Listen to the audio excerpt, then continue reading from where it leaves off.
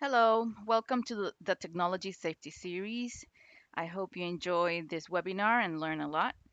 This time we're going to be talking about abuse using technology. Slide 2 is a little bit more about me. I'm a former Orlando PD officer. I am a volunteer guardian ad litem, have been for about 2 years. I am a software developer, and this is why I am bringing this topic to you. I am a member of Code for Orlando, which is a branch of Code for America, and you can learn a little bit more about those in the links that I included here. I also included my LinkedIn profile web address and my email address in case someone wants to get in touch with me. Slide 3. Another word for abuse using technology is technology enabled coercive control. And this is very common in intimate partner violence, as we're going to see today. Slide 4, it gives you the definition of cybersecurity. It's the official definition of the US government, and it's a practice of protecting network systems, programs, and data from criminal and unauthorized use. And everybody uses electronic devices pretty much. So everybody needs to be concerned about cybersecurity. Slide 5. Who are we talking about when we talk about technology abuse? It could be anybody. The abusers could be current or former partners, it could be strangers. The victims could be anybody. It can be you, your children, family members, or friends. Slide 6 and on, it will give you information about different crimes related to technology abuse and computers. Some of these crimes are felonies, some of these crimes are misdemeanors. But one thing that I want you to know and learn that is common among um, these crimes is that there is a reasonable fear, the threat of a reasonable fear. And for example, in harassment, there is no legitimate purpose. So none of the things that the abusers do have a legitimate purpose. And it's all about creating emotional distress. So in technology abuse, the abusers will be creating emotional distress through the use of technology or the misuse of technology.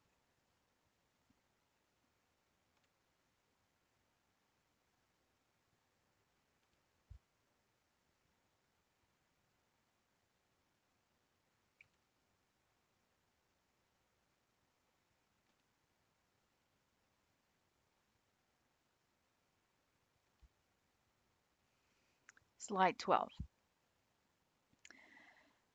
There are many different ways in which the abusers carry out their technology abuse. The most common way is social media, and the most common social media platform is Facebook.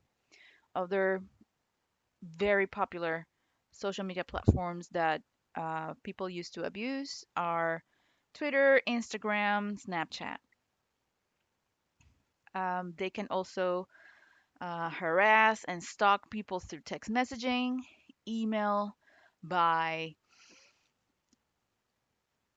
keeping a record of their computer activities, record of their tablet use, accessing online accounts like for your phone, bank, messing up with phone apps or features in your phone, messing up with your landline, spoofing you, making you believe that somebody else is calling you but when instead of them, tracking you by GPS, gathering your online data activities, posting abusive content, very common in revenge porn and sextortion, which is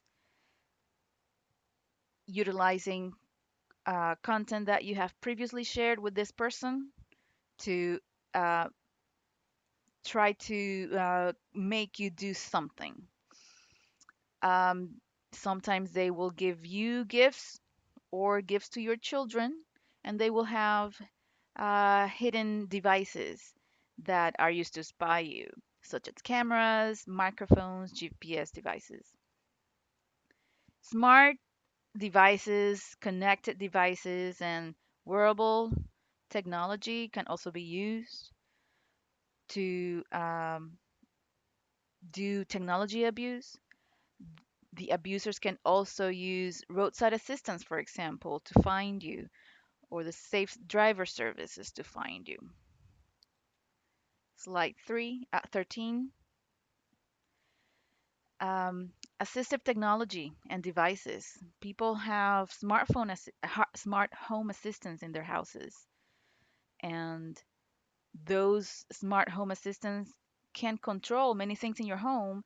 And if this person is abusing those controls, they will be causing you emotional distress, for example. Environmental control devices, such as your thermostat, your AC unit, your lighting, they can make your life very miserable. Personal emergency response systems, such as personal alarms, the elderly have those very commonly. Adaptive tools, if you have some kind of disability and you need um, an adaptive tool such as a screen reader and they mess up with your screen reader, then you have no access to your electronic devices. Mobility aids and communication aids.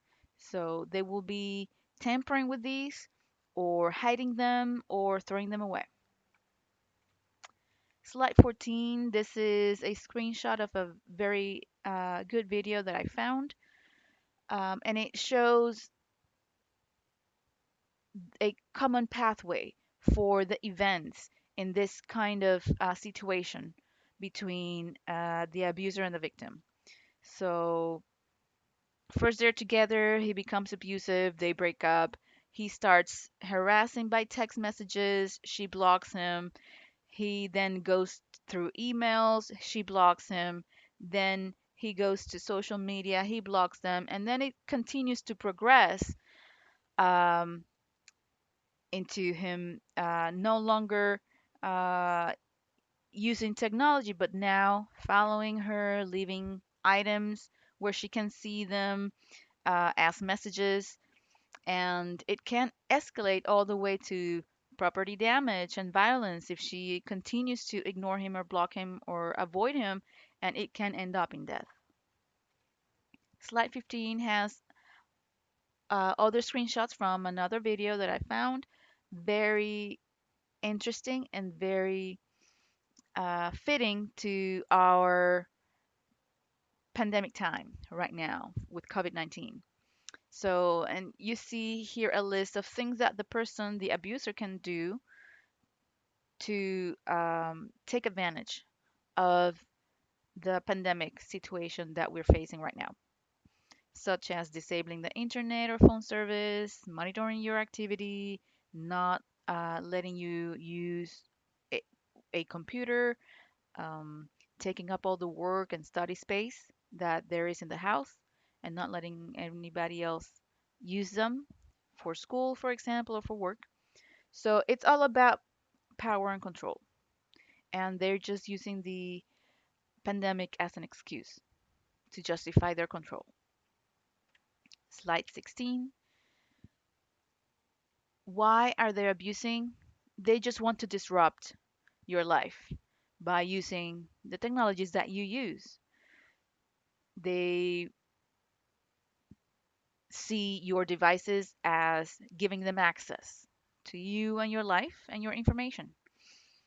It is easy to tamper with technology and to control you.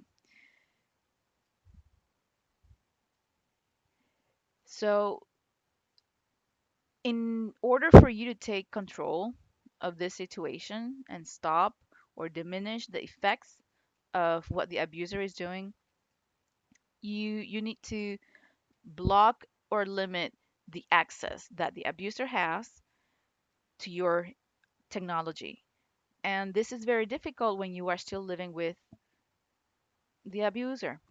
So there has to be some kind of safety plan, and that safety plan has to include a technology safety plan. If you already have a safety plan and you do not include technology in that safety plan, then you need to think about how to incorporate a technology safety plan. In slide 17, how to assess the situation. You need to think about what's happening. How is the abuser getting access to your technologies? What technologies are the ones being affected? Is it your phone, your car, your personal computer, whatever other um, device that they are using to gain access to you? How are they gaining access? Are they using your passwords? Are they if your devices are not protected, then they don't need a password or a PIN number or passcode. So you have to think about how is it that they are able to get access to your devices, your accounts, etc. How can you mitigate this situation? So do you have the necessary resources? For example, can you get another phone? If you cannot financially afford another phone, then you need to look for other solutions. Are you tech savvy enough? Can you change the settings in your device to limit that access to the abuser? If you don't know how to use your device very well, then you might need to learn. Do you have a safety plan? Like we spoke before, if you don't have a safety plan, you need to put one in place. Can the safety plan be adapted? Because sometimes, situations change and you might need to change that safety plan. You also need to think about your family and friends and your children compromising your safety plan. It's not that they don't mean well. Many times they do. Most of the times they do. But they may, be talking to other people and details about your situation or your whereabouts might slip, and that information can get to the abuser, and the abuser will take advantage of that to continue to abuse you and find you. Slide 18, let's talk about the plan. This is slide 19.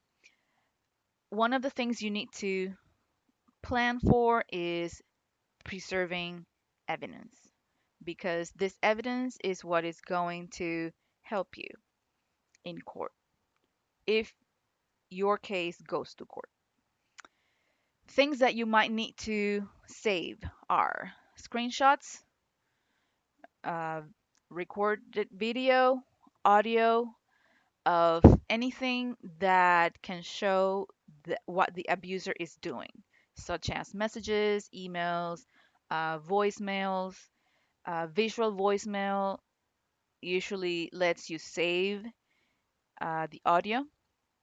Traditional voicemail services, not so much. Any documents that this person is sending you or using to abuse you, pictures, videos, call logs from your phone. Um, Transient evidence means evidence that might disappear after a period of time, such as Snapchats. Snaps that you send or that the abuser sends usually is gone in seconds, or at least you can prolong it for a 24-hour period. You can you need to think about how you want to preserve this evidence.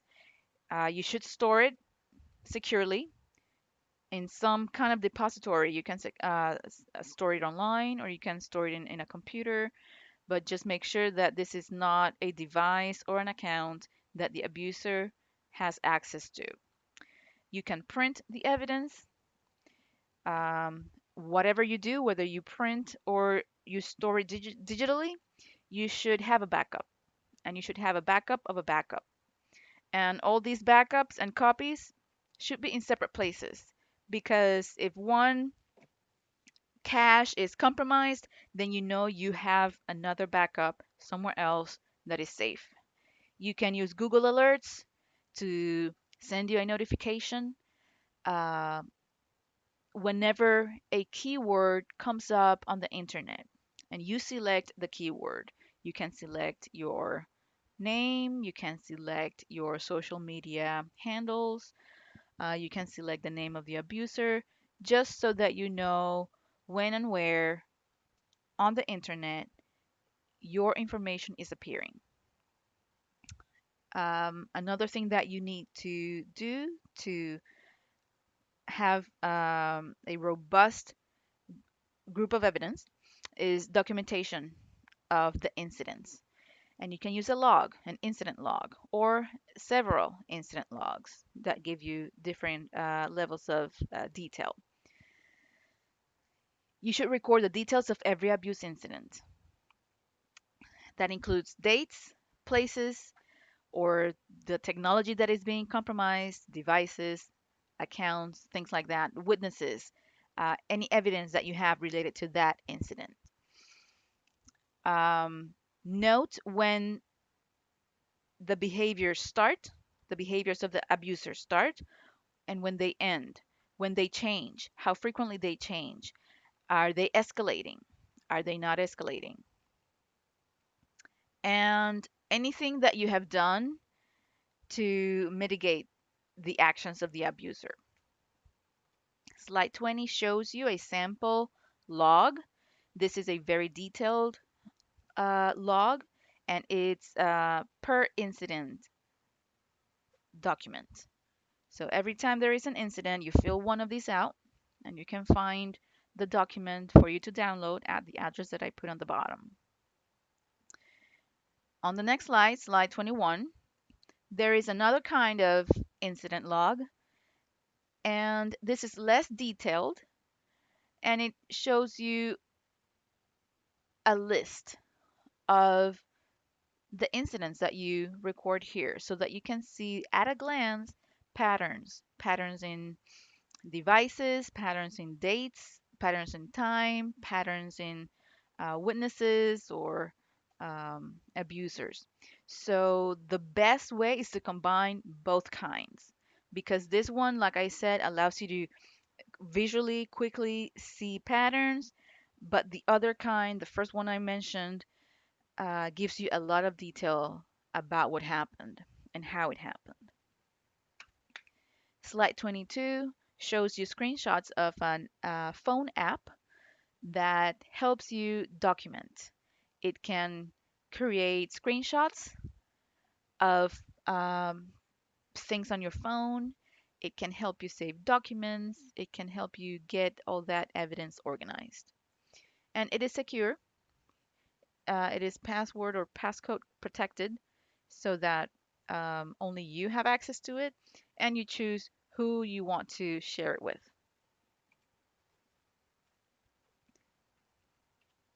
Slide 23 shows you screenshots of text messages. This is the wrong way of taking screenshots of text messages. You can see that at the bottom, you have a message that does not appear anywhere else in the other screenshots. And the first message on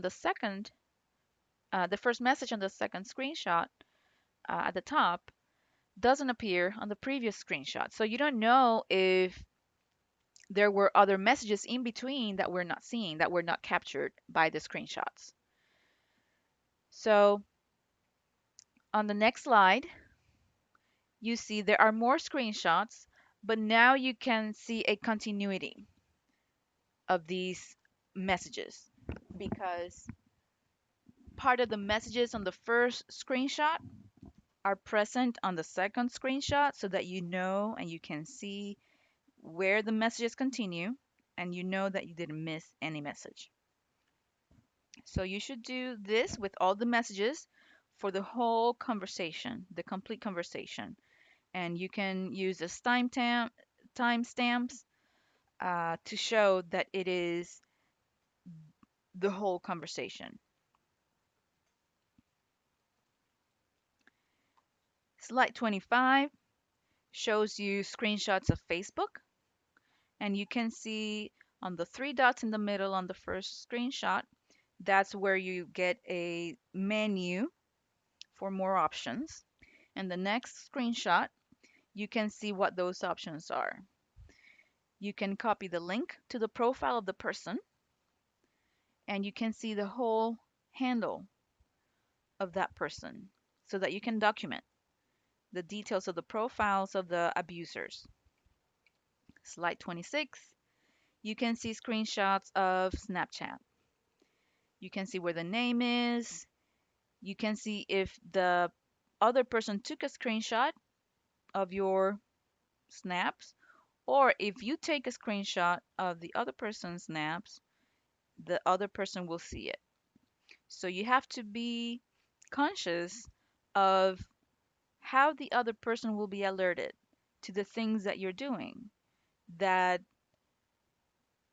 will let them know that somehow you are preserving some kind of evidence of what happened, of the conversation, of the pictures they send you, videos they send you. Slide 27, these are screenshots of one email. This lets you find the IP address of the person that sent you this email. And this IP address might be necessary for the investigation of these electronic messages. So people usually don't look for this, and this is something that is somewhat hidden. So these screenshots will show you how to get to this IP address when you're using a Gmail account. The next slide, 27, will show you, 28, will show you how to get to this IP address using Yahoo account. Slide 29 shows you how to use an Outlook account and get that IP address.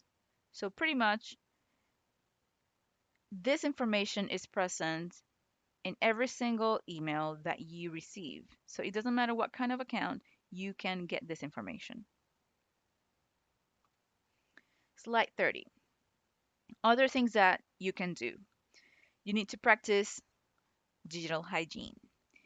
This means that you should decrease your digital footprint. The bigger your digital footprint, the more at risk you are.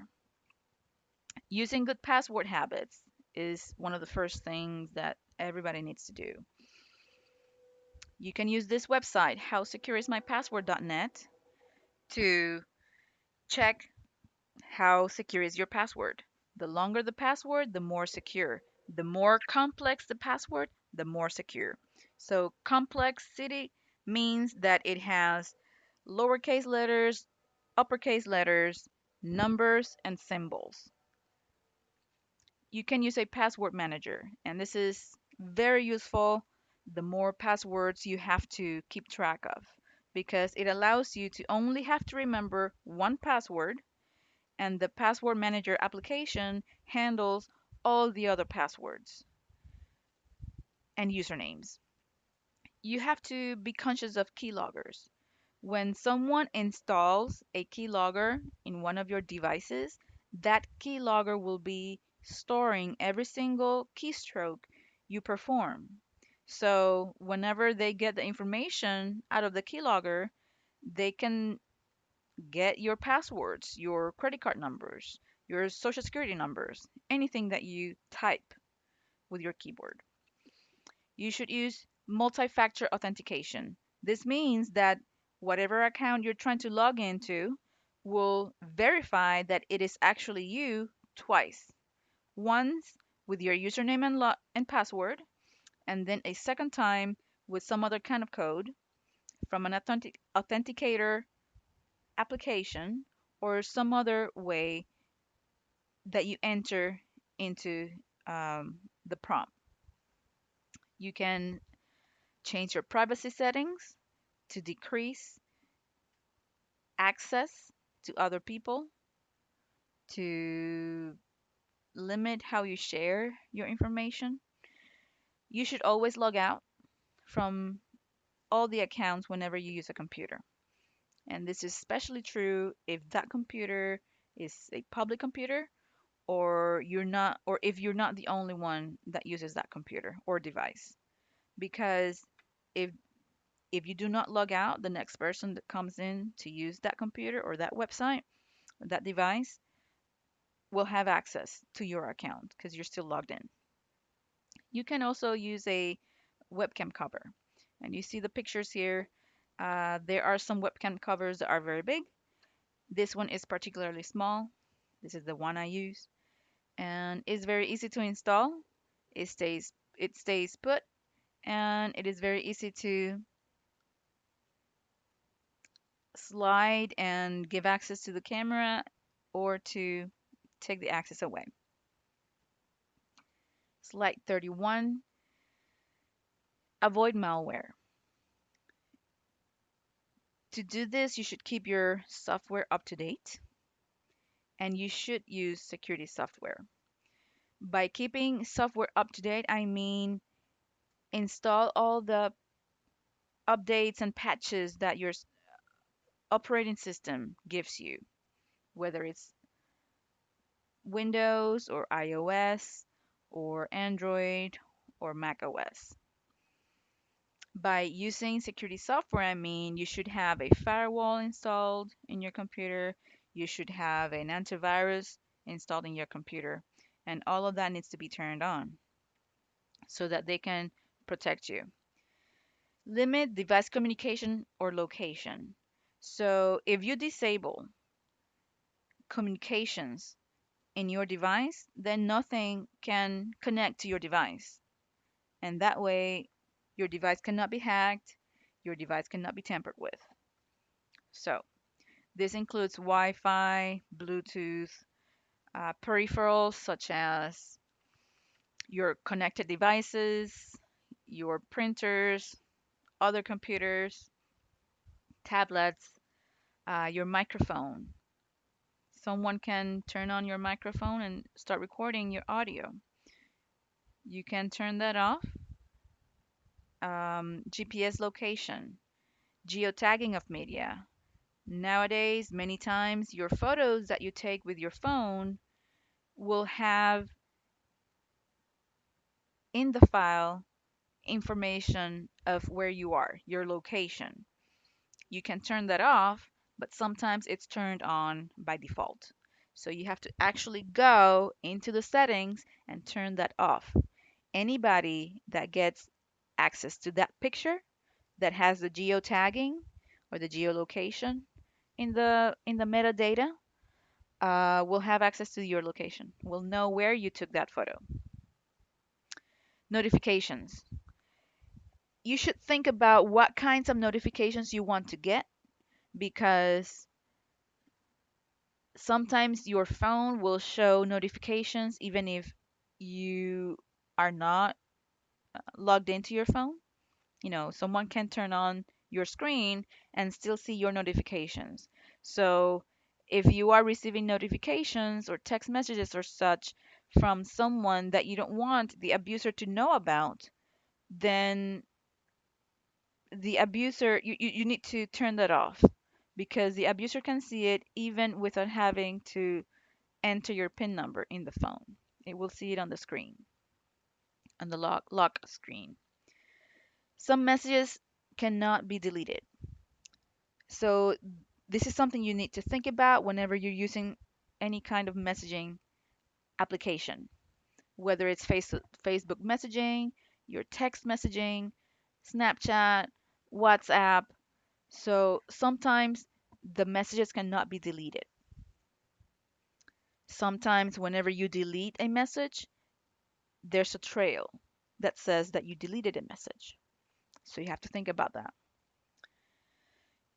You should also think about replacing or duplicating devices. For example, if the abuser already had access or tampered with with your phone, get another phone that the abuser doesn't know about, so that he doesn't have access to it. But that only works if you can afford it, if you have the resources. You can also replace or duplicate accounts or login information. If your password gets compromised, change the password. Get a stronger password, more complicated password. So if you duplicate your devices, for example, you need to keep them separate, and the device that's already compromised will be the device that you do not trust, and your new device that the abuser doesn't know about will be the one that you trust. You should keep old devices, don't throw them away, because these devices might have evidence that you can use in the future. And also, by keeping two devices and keeping the old device, it helps you in not alerting the abuser that you have made changes. Slide 32 shows you about stalking apps. It shows you signs that your phone, for example, might have a stalking app installed in it. This app can be there because the abuser installed it whenever you were not looking. So, if the device disappears and reappears, most likely it's because the abuser had access to your physical phone for some time while the abuser was installing some kind of malware or stalkerware.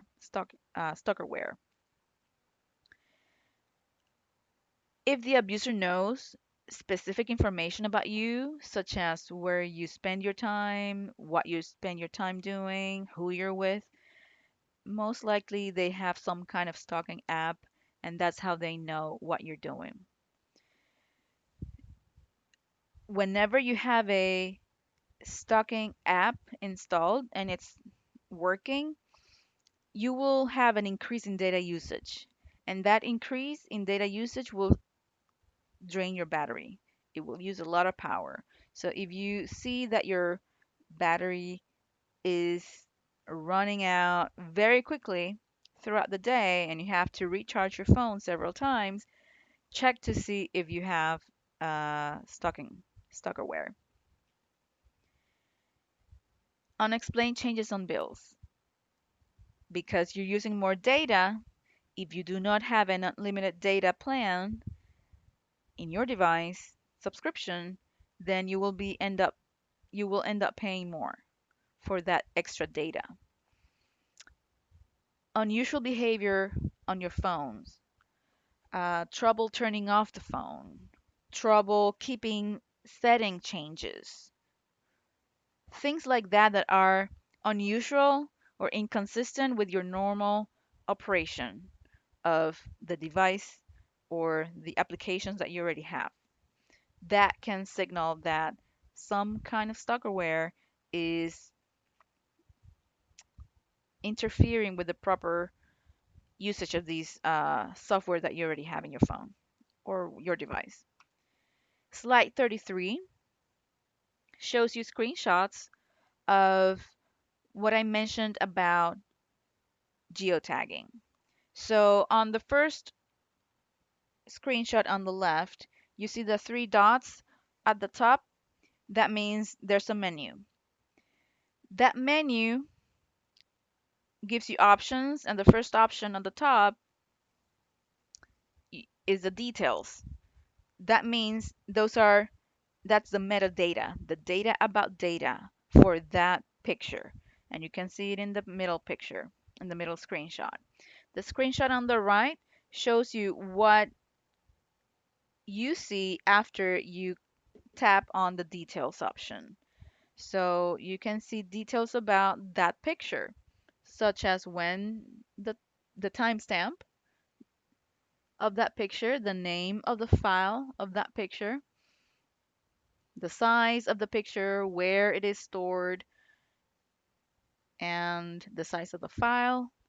And it gives you an edit option. If you click on that edit option, you can see on slide 34 that you can change the name of the file. The file can be renamed. You can also see whether you have some kind of geotag on that picture or not. If it says no location information, that means that there's no geotag attached to that picture because the device that was used to take that picture did not include the geotag in the metadata. In the screenshot in the middle, you can see it says to see where this picture was taken, turn on show location info in gallery settings.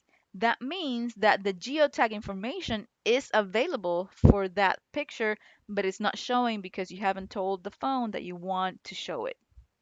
So if you turn it on, you will see what's showing in the screenshot on the right, the whole address, and even a map.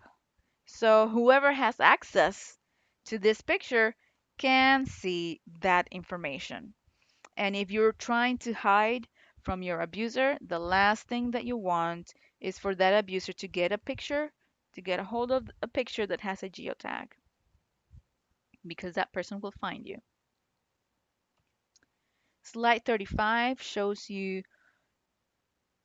parts of an email that you can get when your Google account is saving your location data. And this is through the Google Maps app. Location history is on in this case. You can turn that off.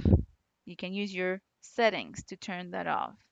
It will show you everywhere you've been. It will give you a list of all the cities, countries, how far you've gone, everything.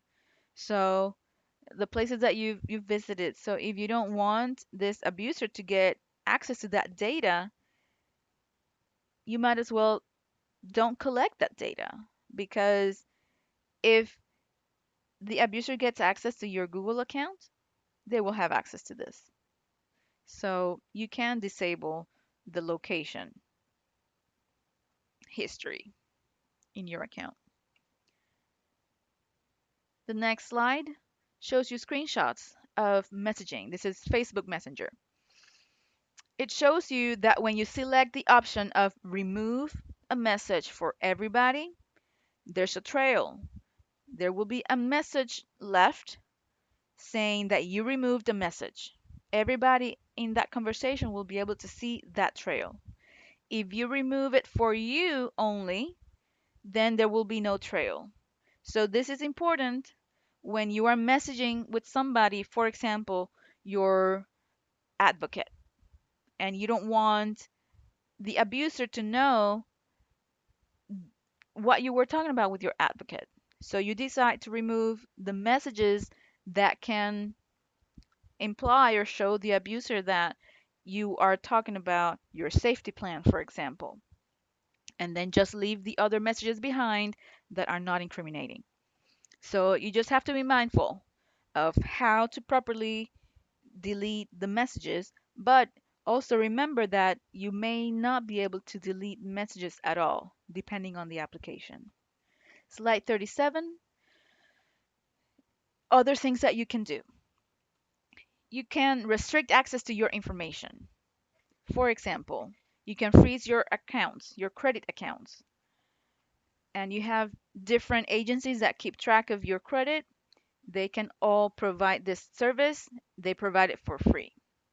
And once you freeze your account, you are the only one that can unfreeze it.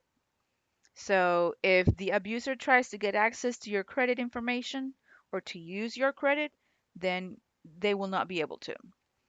You can also request the Florida Attorney General's office to include you in the confidentiality program. And that means that they will give you a mailing address specifically to deal with your case so that you don't have to use a personal mailing address. You can also request family violence indicators whenever you're using other services, such as child support, so that the other parent doesn't get your information. Okay, that will trigger whenever you request these indicators, that will trigger non-disclosure. So any document that they have to share with the other parent will be hiding your personal information, such as your address and work address. You can also request exemption from public records, and you have to usually do that in writing. Slide 38 shows you things you can do to limit the information that you share. So the previous slide was about information that other people share about you. This is now about information that you share with others. So don't share your accounts with the abuser or anybody, because remember, anybody can compromise your safety and your privacy. You can opt out of data collection. This is usually done by third party tracking for commercial reasons. So they always say they just want to track your usage, statistics, things like that. So you can opt out of that, because even if this may not have anything to do with your abuser, just for the principle of having less information about you out there, it will help you guard yourself. You can disable password saving in the browsers and the apps. That makes it an inconvenience having to remember more passwords, but if you use a password manager, then you don't have to remember all those passwords. You only have to remember one password. Do not share contact lists to see if your contacts are using the same service or network. For example, on Facebook, it will ask you if you want to find new friends. So it will ask you to allow access by Facebook of your contact list so that they can match your contact list with other users. Okay. So you can also disable Facebook sharing your phone number, for example, or just don't include any phone number, because someone can find you in their friends' suggestions just by having your phone number in their contact lists. And Facebook will only be able to match you to your phone number on somebody else's contact list if you told Facebook that that is your phone number, for example. Also, make online profiles non-searchable. Sometimes the services you use, the platforms that you use, will give you the option of whether you want your profile to be searchable or not. So just disable it, say no. And that way your profile is not going to appear in searches if someone is searching for you. You can also report the abuse. Every single platform should have a way of reporting abuse or flagging content. And you can use whatever procedures that platform has. You can also report that to local law enforcement. You can report it to the Florida Computer Crime Center or to the FBI, and you have the web addresses here to do that. Slide 39, you see a screenshot of a harassing message on Snapchat. And then at the bottom, you see a link that you can select to create a paper trail, electronic paper trail of the incident. You can report the snap, and even if that snap is not available later on or the person deletes it immediately, Snapchat still has a record of that snap that you reported. So don't be afraid of using this report feature. Slide 40. You can also seek legal protection. You can ask for a no contact order. And that really doesn't actually protect you physically, but in the case that the abuser tries to contact you, whether it's directly or indirectly through a third party, then they will be violating the contact order and they can get arrested. Same thing with injunctions. The injunctions do more than a mere no contact order. They include other restrictions, such as a certain distance that they have to stay away, things that they cannot do, etc. And not having firearms, for example. So you can request an injunction in person at the courthouse, or you can request an injunction electronically, depending on where you live. You can also think about pressing charges. It is not mandatory. Nobody's going to make you press charges. It is really up to you. If you decide to press charges, you can seek legal aid, which is more affordable than seeking legal assistance or legal counsel on your own. And you also have to think about evidence based prosecution.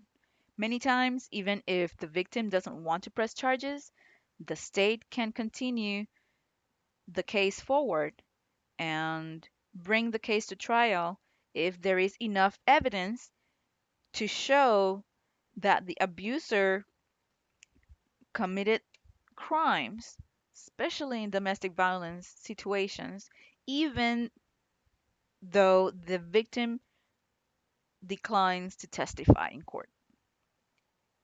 So that is what we know as evidence based prosecution. You should educate children, family, and friends. Everybody you trust should be able to help you. Staying away from the abuser, protecting your privacy, protecting your devices, etc. And remember, anybody can blow your cover. So that's why you need to think about how much you want to share, how much you can trust. And something so innocent as, your children wanting to talk to the other parent, they can still blow your cover. So you have to think about that. There are various resources here for you to be able to help educate your children, your family, and your friends. Slide 43. There are other resources here, very useful. Um, the one that is shown in this slide is a complete suite of resources that can help you whenever you think that you need enhanced computer security. These are tools that can help you see if you have some kind of spyware in your device, help you identify devices that you need to secure more than others, etc. So this might be a little bit too technical for most people. So if you have someone that you trust that knows a little bit more about computers, they might be able to help you. There will be another webinar about how to do this, but it's out of the scope of what we're doing today. So just check back soon with us. Slide 44. This is a resource from the National Network to End Domestic Violence. It's called Tech Safety, and it gives you a lot of information about how to secure your technology. And some of the material that I presented you today comes from this website, and I'm telling you, this website is very good. And you should be able to get a lot more information there. You should be able to share this information with other people. Slide 45. You can see other resources here, such as phone apps and features that you can use. The phone apps that you see on the left, at least the first three, are apps that you install and keep track of your location.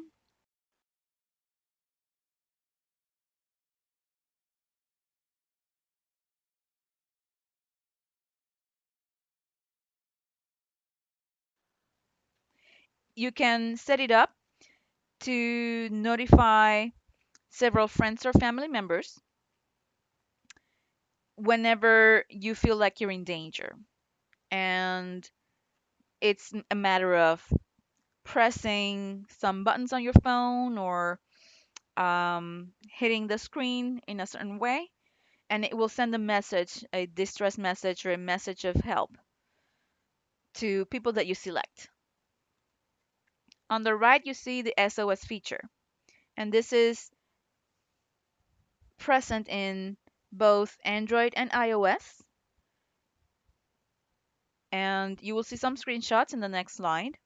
And something that people need to know is that any phone will call 911, regardless of whether you have a subscription turned on for that phone or not, because it's a matter of an emergency. So they give you service just to call 911. So the screenshots on the left are for iOS, the one on the right is for Android.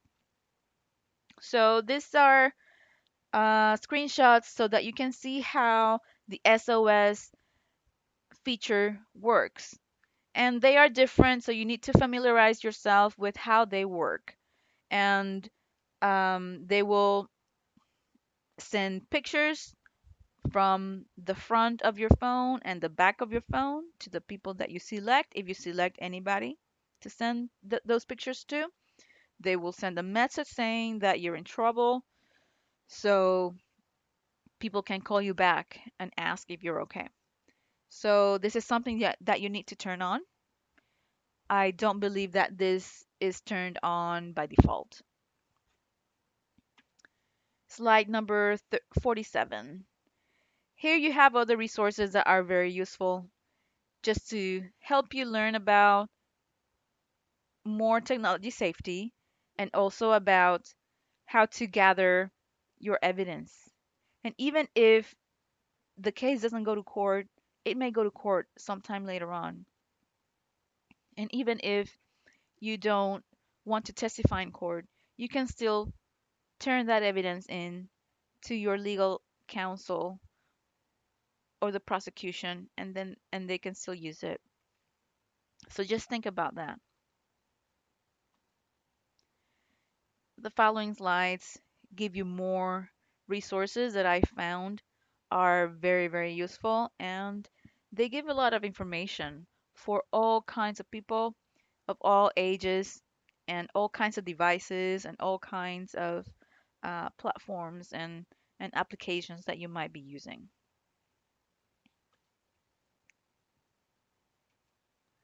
I hope you enjoyed this webinar. I hope you learned a lot. And if you have any questions, don't hesitate to send me a message by email or LinkedIn. Thank you.